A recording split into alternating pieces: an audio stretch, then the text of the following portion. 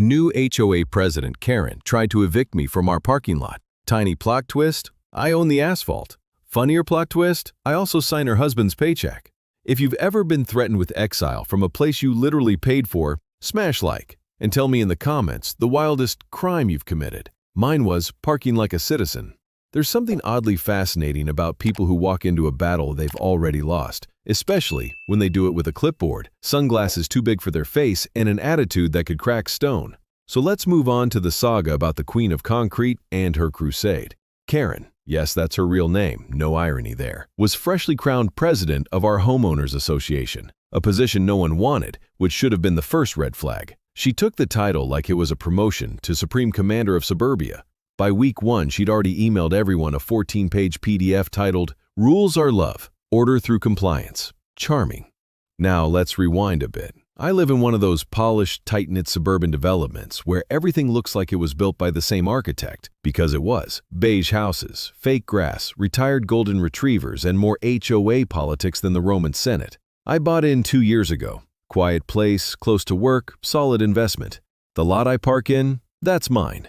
No, I don't mean assigned to my unit. I mean legally, deeded, titled. Bought it from the developer when the original buyer backed out. It sits right at the corner of the building, a nice wide space. Used to be 2 slots, converted into 1 large premium. It's not just pavement to me, it's a symbol of ownership, of independence, of a certain unspoken middle finger to anyone who thinks their clipboard gives them power over common sense. Enter Karen.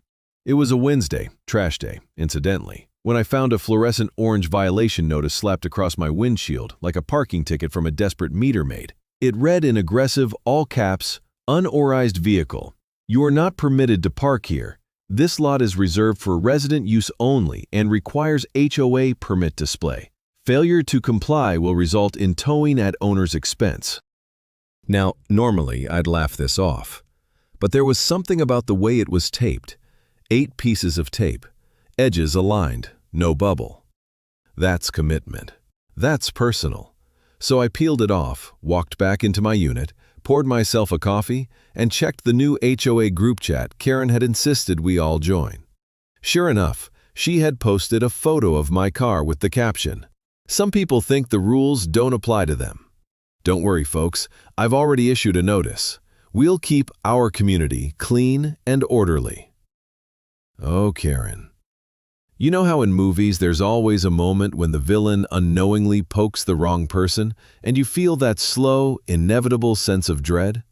Yeah, this was that scene. Except the villain thinks they're the hero and the guy they're poking, he owns the damn battlefield. I didn't respond in the group. Why would I? That would have spoiled the surprise. Instead, I did what I do best. I observed, calmly, quietly. Like a man watching a mouse walk into a trap it set itself. Over the next few days, I started receiving more notices. One on my door, one slid under the mat, and another mailed, yes, mailed, to my unit, complete with a fine of $100 and a final warning before escalation. Karen was escalating, all right. Each note was more pompous than the last. She quoted bylaws, cited common property restrictions, claimed my vehicle posed a visual disruption to community harmony. Community harmony. Meanwhile, her husband, a guy named Brad, kept waving at me sheepishly every morning as he left for work. He looked exhausted, quiet, the kind of man who once had dreams before HOA meetings became a nightly ritual in his living room. Poor bastard. But here's where the story starts to get good. You see, Karen didn't know 2 things. 1, I legally own the parking spot she's trying to evict me from. 2, I'm her husband's boss. Brad works for my company, senior product manager under one of the teams I oversee. Good at his job, quiet, never caused problems. Until now, I barely interacted with him beyond company calls. But it's funny how small the world gets when your wife decides to go full Stalin with a parking lot. So I checked his department's quarterly review timeline. 2 weeks from now. Perfect. But I wasn't going to wait that long to make my point. No. This required a different touch, something more educational. Let's call it a lesson in boundaries. And Karen was about to get front row seats. The next Monday, I came home to find a tow truck idling at the entrance of the lot. The guy behind the wheel looked bored, playing with his phone, but the intent was clear. I parked my car on my property and just stood there, arms crossed, watching. Karen stormed out of her unit in full HOA regalia. White visor, clipboard, polo shirt tucked into khaki capris. She marched toward the tow truck like she was leading troops into Normandy. "Excuse me, sir," she barked at me, without so much as eye contact. "We've issued multiple warnings. This is your final notice. The vehicle will be removed today." I blinked. "You're towing my car?" She adjusted her sunglasses.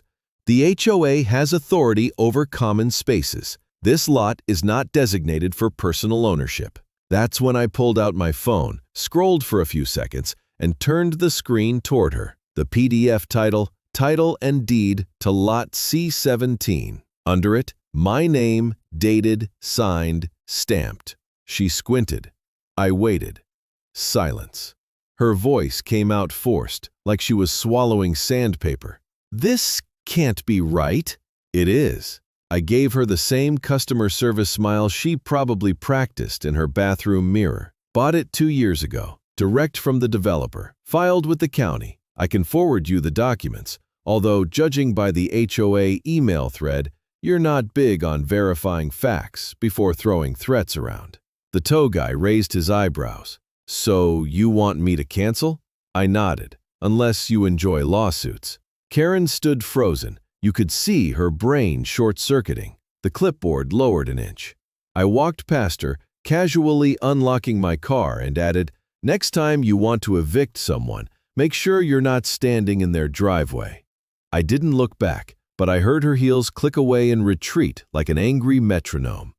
You'd think that would be the end of it. A normal person would apologize, blame the mix-up on miscommunication, and try to let it die quietly. But Karen wasn't normal. No, she doubled down. 3 days later, I got a formal notice of violation for excessive vehicle use and inappropriate modifications, which apparently referred to the black spoiler on my sedan, factory installed, mind you, and the fact that I park in my own spot more than twice per 24-hour period. You can't make this stuff up. Meanwhile, Brad, the aforementioned husband, had gone quiet at work. Not a word on Slack, no camera in Zoom meetings, and his quarterly prep? Sloppy. I flagged it, not to be cruel, but because, well, it was sloppy. The irony was that he didn't even know the gunpowder his wife was playing with. And I was still calm, still polite, still sipping my morning espresso while Karen posted HOA newsletters with phrases like, "restoring order to our shared spaces." Then came the moment she really stepped in it. An HOA-wide email, full distribution list, subject line, "Taking action against entitlement. Our community deserves better." She didn't mention my name directly, but come on. The whole letter was a barely veiled attack. She wrote about certain residents who think their money puts them above the rules, and abuse of private property claims to intimidate volunteer leadership. The best part? She included a quote, I kid you not. "All tyrants think they are kings until the people stand up." She quoted herself. It was like watching a squirrel charge a lawnmower. At this point, I had a choice: ignore her or bury her. She chose escalation, so I chose precision. The next morning, I scheduled a meeting, not with Karen, with Brad. He shuffled into my office, laptop under one arm, eyes avoiding mine like I'd grown horns overnight. He looked tired, fidgety. I let the silence breathe before gesturing to the chair. "Brad, we need to talk." He sat down, stiff. "I'm aware my numbers are off this quarter. I've been distracted." I noticed, and that's why I'm giving you an opportunity to explain. He looked like he wanted to melt through the floor. "Brad," I said, leaning forward just enough, "does your wife know what I do for a living?" His silence was deafening. I continued, because I think it's time you told her. Before she sends another tow truck to my property, or slanders me in another mass email, or tries to turn her little HOA fiefdom into a witch hunt. I didn't know, he stammered. She didn't tell me she was even dealing with you, I swear. I believed him. Karen didn't strike me as the type who asked permission. She just acted and waited for everyone else to adapt. I stood up. This isn't personal, Brad. Yet. But if your wife continues her campaign, your name gets dragged in.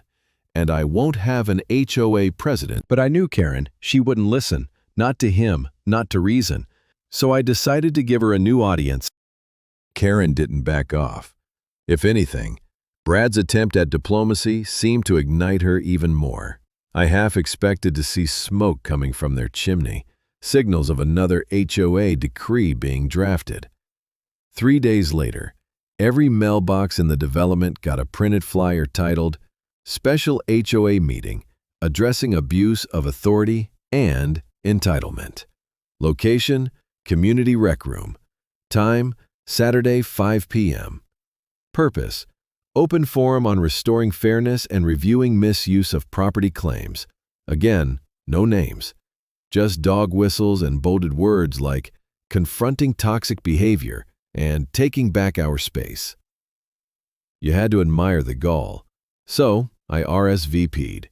Politely, publicly, through the HOA group chat. Looking forward to attending. Will be bringing documentation. Should be a productive evening. No one responded. But the red receipts told me all I needed to know. Saturday arrived. Rec room. Folding chairs. Stale coffee. Passive-aggressive cookies from whoever thinks raisins count as a treat. The room was about half full. Mostly the retirees who treat HOA meetings like spectator sports, and 2 or 3 moms who just wanted to complain about playground noise. Karen stood at the front, next to a whiteboard with Community Accountability scrawled across it like it was the title of her TED Talk. She spotted me and paused for half a second, like she hadn't expected me to show, or at least not with a leather binder tucked under my arm. I took a seat, second row, dead center. She started the meeting with a monologue that would have made a dictator proud. Long-winded, self-congratulatory, phrases like, for the good of our neighborhood and ensuring fairness in all spaces. Then she shifted into attack mode. There has been a recent incident regarding improper use of shared space and a false claim of private ownership over common property. I raised my hand. She ignored it. A resident who will remain nameless believes he is above community rules and has gone so far as to threaten legal action over a parking spot. Now I stood up. I didn't yell. I didn't raise my voice. I just walked to the front next to her and placed the binder on the table. The sound echoed just enough to make people shift in their seats. If I may clarify something, I said calmly, since I am clearly the unnamed villain in this morality play. Karen froze, but the room, wide-eyed. I opened the binder and pulled out a copy of the legal deed to parking lot C-17, enlarged and notarized. I passed copies to the front row like I was handing out homework. This isn't an assumed claim, I continued. I purchased this lot in cash, recorded with the county office in April 2023. It's not part of the HOA's common property. It never was. The bylaws you keep citing were updated after the deed was recorded. Retroactive enforcement doesn't work when someone owns the ground you're standing on. Gasps. Literal gasps. Karen opened her mouth. I handed her a copy. You're welcome to read the legal description. It's clear. Lot C-17, privately owned, not HOA regulated. I park there because it's mine. Then, for the final nail, I'd also like to address the multiple written notices you sent me, fines, towing threats, and now a public smear campaign, all of which are documented here. I've also spoken to legal counsel, and should this harassment continue, I'll be forced to take action. Karen turned a color I can only describe as bad wine left in the sun. But I wasn't done. "Oh, and since we're on the topic of transparency," I said, turning to the crowd, "I'm also Brad's employer, which makes this entire crusade of hers even more inappropriate, because not only has she been targeting a legal property owner, she's been trying to humiliate her husband's boss both publicly and privately." Dead silence. Brad, by the way, wasn't there. Smart man. A woman in the back whispered, "Oh my God." Karen dropped her clipboard. The room, like any good audience, smelled blood. An older gentleman, Harold, I think, stood up and said, "So, you mean she's been abusing her position and threatening someone who legally owns that property?" I nodded. "And distributing defaming messages through official HOA communication channels." Someone else chimed in. "That sounds like grounds for removal." Seat. Karen tried to recover, tried to say it was a misunderstanding, that she was just following procedure. Too late. The theater was over. The crowd wasn't buying it. By the end of the night, a motion was introduced to hold a special vote to remove her as president. Several people seconded it. The paperwork was started right then and there. Karen left the meeting before it ended. No words, no eye contact. But it wasn't over. Not yet. You see, I'd just exposed the Queen in public. But now it was time to checkmate her privately. Karen's public takedown should have been enough, but she made a fatal mistake. She didn't quit. Even after being called out, humiliated in front of half the neighborhood, and having her clipboard authority shattered like cheap glass, she still showed up the next morning in full HOA drag, like nothing had happened, like her image hadn't just been legally and publicly dismembered. That's the thing about people like Karen. They don't adapt. They double down, because admitting fault feels worse than losing. So the emails kept coming, subtler now, but still venomous. Vague complaints about residents causing division, unauthorized behavior, and the classic fallback, safety concerns. She'd lost the legal fight, lost the public meeting, but she was clinging to the one battlefield she still thought she owned: narrative. Unfortunately for her, I'd already prepared my endgame. It started quietly, a performance review submitted to HR. Now, normally I don't involve personal matters in work affairs, but Brad's behavior had changed. His work was slipping, his meetings were foggy, and his reports looked like he'd stopped caring. And frankly, I didn't blame him. Living with Karen must feel like sleeping next to a ticking alarm clock that randomly yells at squirrels. But business is business. The review was objective, precise, underperformance documented, deadlines missed, collaboration stalled. Then came the kicker. A direct quote from a client email Brad had failed to respond to, costing us a contract extension. HR flagged it. And now for the final piece. I scheduled a check-in. Not with Brad, with both of them. On a Thursday evening, I sent an invite from my corporate account to their shared email address. Thanks to Karen's overuse of it for HOA matters, I knew they used one for everything. Subject: review discussion, time sensitive. Location: my office, private, 6 p.m., after hours. I wasn't expecting her to come, but she did.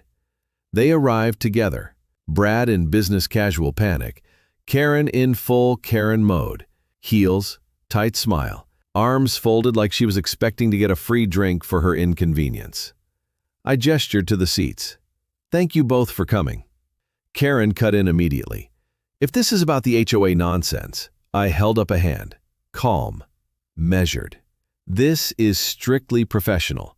I'm addressing concerns about Brad's recent performance and future with the company." She blinked, for once speechless. I turned to Brad. "You've been with us a while. Your early reviews were excellent.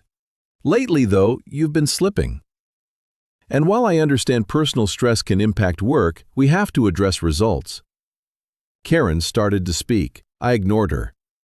"I'm offering you a transfer," I said. "Same pay, lighter project load. But it's a demotion. You'll report to someone else and your client-facing responsibilities will be removed. Brad paled.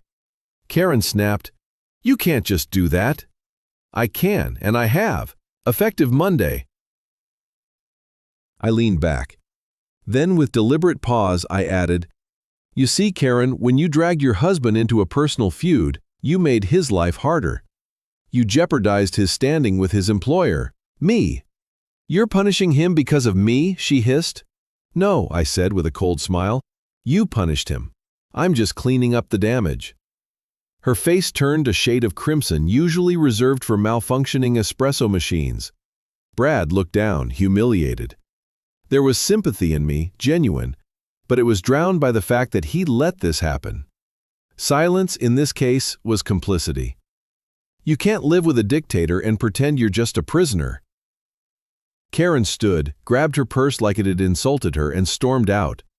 No words, no flurry of rebuttal, just boots on tile, fast and sharp. Brad stayed behind. Said nothing, eventually stood too. Before he left, he muttered, I'm sorry. I just nodded. That night, I poured myself a drink, neat. Sat on my patio, facing my legally owned, blissfully empty parking lot. And I smiled. But the story wasn't quite done. Because karma? Karma loves a good encore. The vote to remove Karen as HOA president passed the following week, unanimously. Apparently, after our little community forum, several long silent neighbors found their spines. Stories came out about her petty fines, late-night rule enforcement, and a particularly disturbing incident involving her threatening to fine a neighbor for hanging wind chimes. Wind chimes, in a neighborhood with 3 active barking dogs and someone who plays the banjo on weekends. When the motion to remove her was formalized, Karen sent out one last blast email. It read like a farewell speech from someone being exiled for high crimes against landscaping. I only ever wanted what was best for the community. Some people fear structure, fear order. I stood for the silent majority. Turns out the silent majority had a lot more to say once they realized she wasn't in charge anymore. Her name was scrubbed from the HOA masthead within 48 hours. I didn't attend the vote meeting. I didn't have to. I'd already won. But victory has a funny way of lingering, like a good wine or a grudge. About a month later, I saw a U-Haul parked outside her unit. Not a big one, a medium-size rental. The kind used when you're either moving out in pieces or being forced to.